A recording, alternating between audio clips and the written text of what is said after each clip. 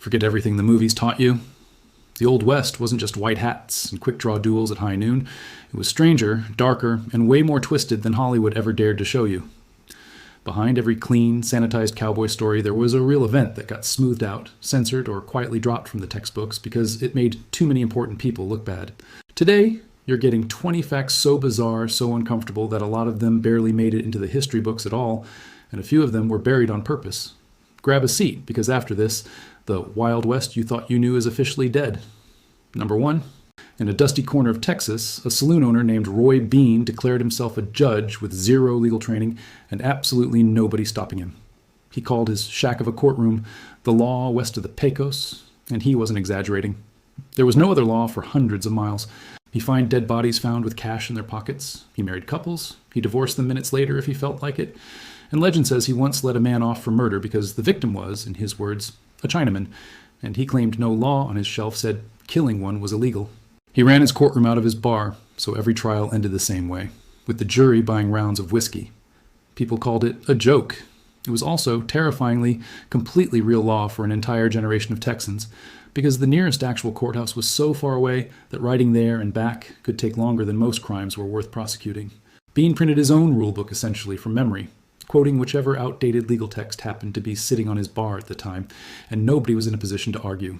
He eventually became something of a tourist attraction himself, with travelers stopping just to watch him hold court, half expecting a circus and getting one. Doc Holliday spent most of his adult life coughing up blood. He had tuberculosis, a disease that was slowly drowning his own lungs, and doctors gave him maybe a few months to live back when he first got the diagnosis. He lived for over a decade after that, and spent it gambling, drinking, and shooting people who underestimated a dying man. Some historians think that's exactly why he was so fearless in a fight. He genuinely didn't expect to survive the year, so why be scared of a bullet? He stood beside Wyatt Earp at the OK Corral gunfight, already skeletal and barely able to breathe, and still outdrew men twice his size. He eventually died in a hospital bed in Colorado, looked down at his bare feet, and said he found it funny that, after everything, he was finally going to die with his boots off. It's one of the strangest last lines in Old West history, because everyone around him, including Holliday himself, had spent over a decade assuming a bullet would get him first. Instead, the disease that was supposed to kill him quickly in his 20s dragged him all the way to 36, long enough to watch nearly every gunfighter he ever knew get buried before him. Wild Bill Hickok was one of the most feared gunfighters in the West, a man who supposedly never lost a duel. He was shot in the back of the head while playing poker in a saloon in Deadwood, South Dakota, by a man he'd humiliated the night before.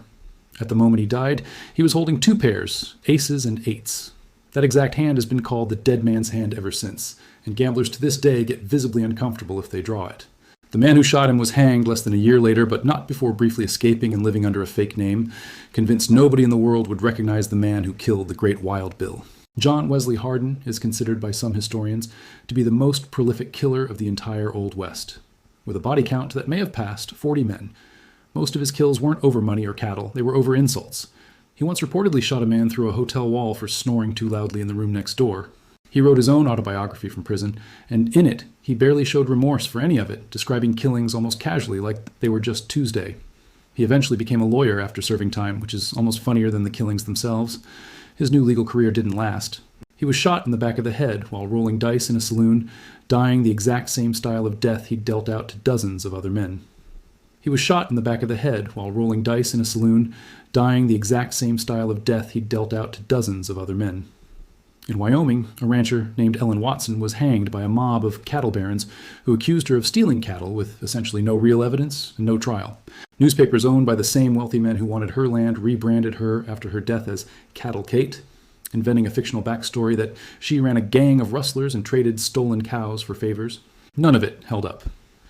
Modern historians who've dug through the actual land records believe she was murdered simply because she was a woman who legally owned property that powerful men wanted for themselves, and it was easier to hang her and lie about it afterward than to fight her in court. The nickname stuck for over a century before anyone bothered to check if it was true.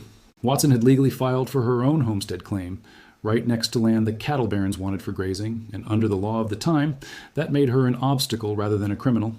The men who hanged her were never seriously prosecuted, in part because witnesses who might have testified against them mysteriously vanished or refused to talk. It's one of the clearest examples in frontier history of how easily money could rewrite a murder into a morality tale. Billy the Kid was only around 21 years old when he died, and yet he'd already reportedly killed somewhere between 4 and 9 men, becoming one of the most wanted outlaws in New Mexico. He was famously charming, spoke fluent Spanish, and was said to be well liked by ordinary ranch families even while lawmen hunted him across the territory. He escaped jail at least twice, once shooting his way out of a courthouse while shackled at the wrists. Sheriff Pat Garrett eventually shot him in a dark bedroom. And to this day, there are people who insist Garrett killed the wrong man, that the real Billy the Kid escaped to Texas and lived into old age under another name. No one has ever proven it, but the rumor refuses to die. Before the Old West had cowboys and horses dominating the trails, the United States Army actually imported camels from the Middle East as an experiment, believing they'd survive the desert better than horses could. It worked shockingly well. The camels carried heavier loads, needed less water, and handled the harsh terrain of Texas and Arizona better than any horse in the unit. Then the Civil War broke out. Funding vanished, and the whole program got abandoned. Soldiers released the camels into the wild, and for decades afterward, terrified settlers and miners across the desert Southwest reported sightings of massive, ghostly camels wandering the dunes, convinced they were seeing monsters. Some accounts describe a particularly large, aggressive camel nicknamed the Red Ghost that supposedly killed a woman near a homestead in Arizona, sparking a wave of panic and sightings that lasted for years afterward. Whether that specific story was fully true or grew taller with every retelling, the core of it wasn't a myth at all. They were seeing the U.S. military's forgotten desert experiment, left to fend for itself in a landscape nobody expected camels to ever call home. San Francisco during the gold rush grew so fast that actual law enforcement couldn't keep up. So its wealthiest citizens formed something called a vigilance committee, essentially a private club that arrested, tried, and hanged accused criminals without any government involvement at all. Thousands of armed men would show up to watch. They hanged people based on rumors, confessions extracted under threat, and sometimes just because a mob decided someone looked guilty. The committee members genuinely believed they were cleaning up a lawless city. In practice, they were an unelected group of businessmen executing people in the street. And for a while, nobody in the actual government dared to stop them, partly because several elected officials quietly sat on the committee themselves. It's a chapter of West Coast history that rarely makes it into the cowboy narrative at all, mostly because it doesn't fit the image of a frontier struggling for law. It shows a frontier where some of the most powerful men simply became the law, judge, jury, and rope, all in the same afternoon. Butch Cassidy and the Sundance Kid weren't lone wolves. They led an entire crew nicknamed the Wild Bunch, one of the most successful train and bank robbing operations in American history. When law enforcement finally closed in, they didn't get caught in some blaze of gunfire like the movies show. They fled the country entirely, first to Argentina, then Bolivia, trying to go straight as ranchers, before drifting back into robbery out of boredom or desperation. Officially, they died in a shootout with the Bolivian army in 1908. Unofficially, family members and several investigators for decades insisted Butch Cassidy quietly returned to the United States afterward under a new name and lived into the 1930s, visiting relatives who all swore it was really him.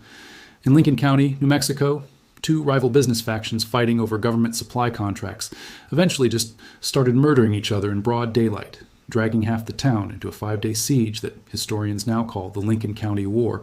Ranchers picked sides, gunfighters were hired like mercenaries, and the sitting governor eventually had to call in federal troops just to make the killing stop. Billy the Kid got his real start as a gunslinger fighting in this war, on the losing side. What began as a dispute over store contracts and cattle prices ended with dozens dead and an entire county's reputation soaked in blood for the next several decades. Boot Hill Cemetery in Tombstone, Arizona became infamous for its headstones, most of which recorded not just names, but exactly how the person died, usually in blunt, almost comedic detail. Men were buried there for arguing over card games, for stealing a horse, for simply being in the wrong saloon on the wrong night. One of the most repeated epitaphs reads simply that the man was shot by mistake, as if that somehow made it better. Tourists still walk the roads today reading how casually death arrived out there, one bad poker hand or one drunken insult away from a permanent hole in the ground.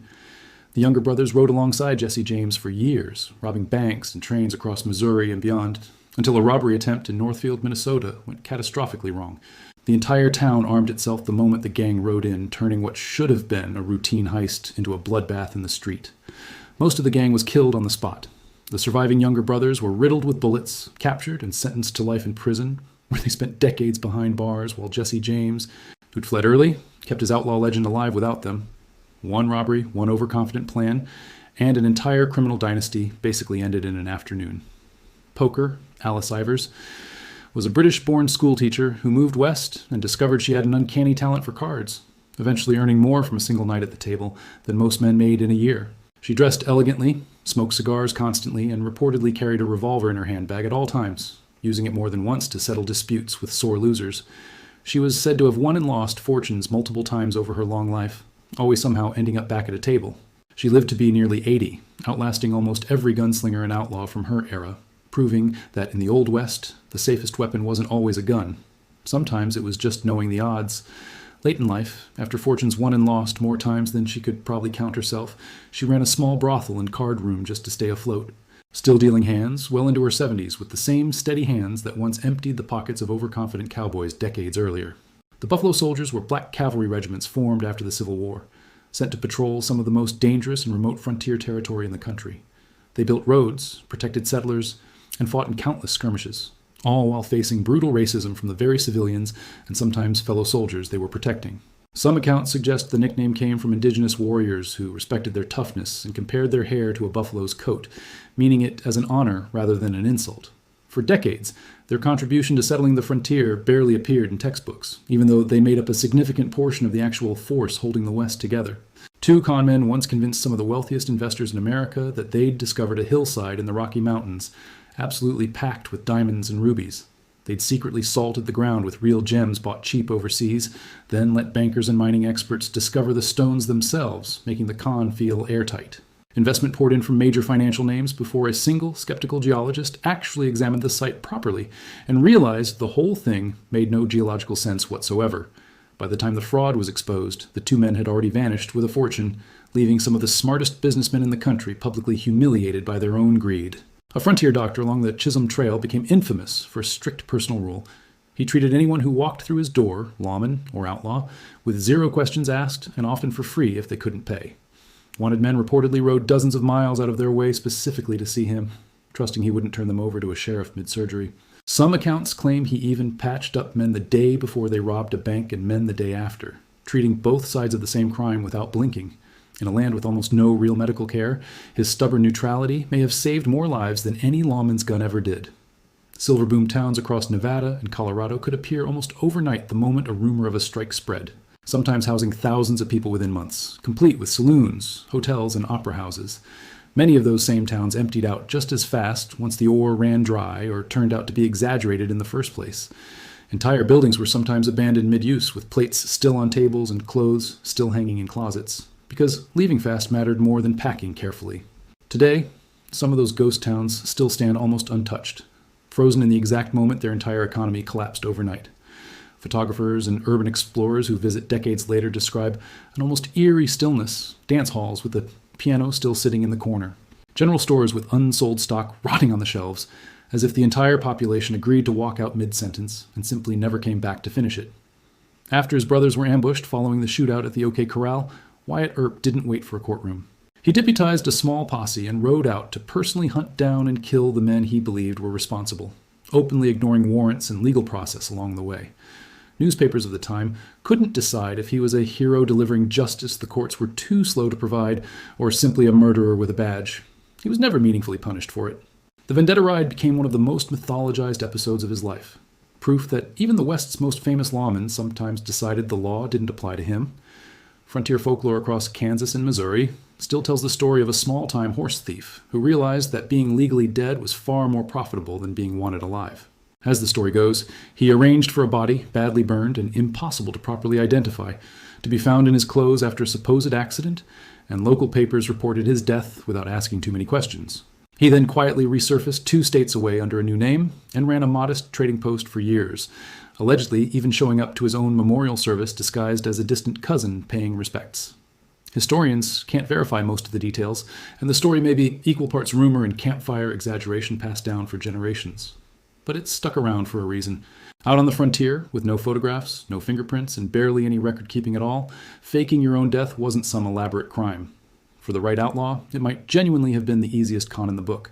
By the early 1900s, cars were replacing horses, telegraph wires stretched across the plains, and most of the old outlaws were dead, in prison, or quietly pretending they'd never held a gun.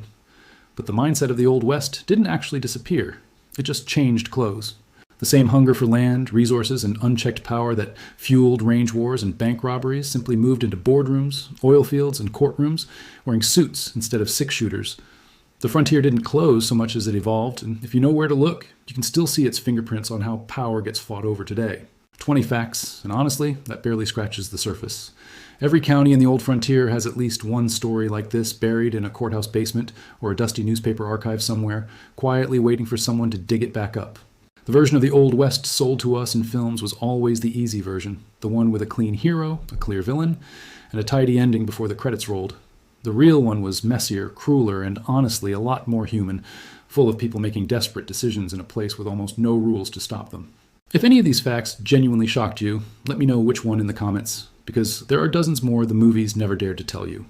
Like, subscribe, and I'll see you in the next one, because out here, the truth was always wilder than the legend.